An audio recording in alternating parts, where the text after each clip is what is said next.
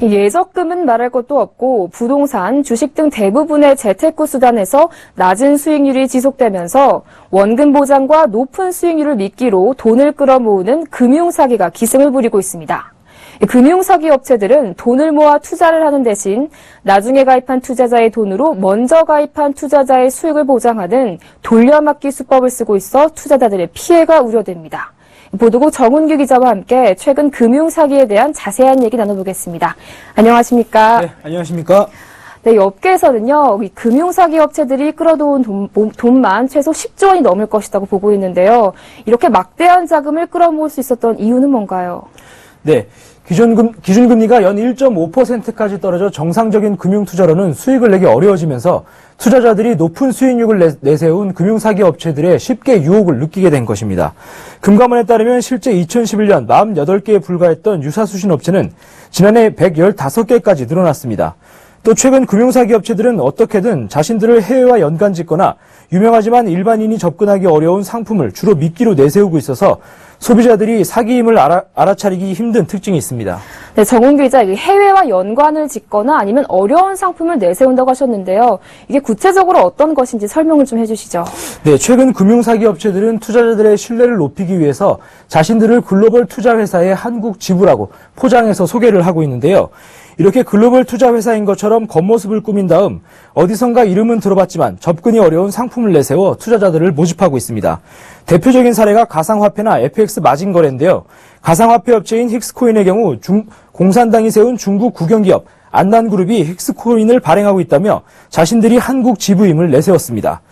이 업체는 마치 고급 정보인 마냥 극비리라 중국 내 뉴스 등에도 잘 나오지 않는다며 지금 투자하면 5년 뒤 10배까지 시세 차익을 얻을 수 있다고 투자자들을 현혹했습니다. 또 맥심 트레이더와 IDS 홀딩스는 FX 마진을 명목으로 내걸었는데요. 이들은 각각 1조 원이 넘는 자금을 모집한 것으로 추정됩니다. 네, 그런데 이 사기 업체들은 어떻게 이렇게 쉽게 글로벌 투자 업체를 위장할 수 있었던 거죠? 네, 금융사기 업체들은 법인을 해외에 등록하고 인터넷 홈페이지의 IP 주소도 해외에도 외국 기업인 것처럼 위장을 했습니다. 글로벌 외환거래 업체를 표방한 맥심 트레이더 역시 본사와 IP 주소를 미국에 등록해두고 뉴질랜드에 있는 전화번호를 사용했는데요. 겉모습만 보면 글로벌 기업이라고 생각하기 쉽습니다. 이들의 해외 법인은 하지만 유령 회사에 불과합니다. 이 배후에는 서울 강남 테헤란로 일대에 성업 중인 수백 개의 해외 사이트 법인 설립 대행업체가 있는데요. 이들은 1,000만 원 안팎의 돈을 받고 2주일 안에 원하는 나라의 IP 주소와 해당 국가 언어로 만들어진 인터넷 사이트를 만들어줍니다. 해외 법인 등록 역시 마찬가지인데요.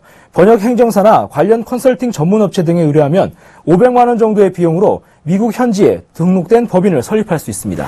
네, 안 그래도 재테크하기가 참 어려운 시기인데 이렇게 금융사기마저 점점 더 치밀해지니까 참 큰일입니다.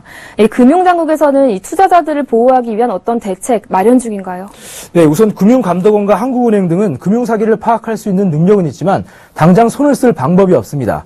현행법은 금감원 등의 감독 대상을 제도권에 등록된 금융회사로 한정하고 있기 때문인데요. 이를 잘 알고 있는 금융사기 업체들도 대부분 감독을 피하기 위해 금융사로 등록을 하지 않고 있는 실정입니다.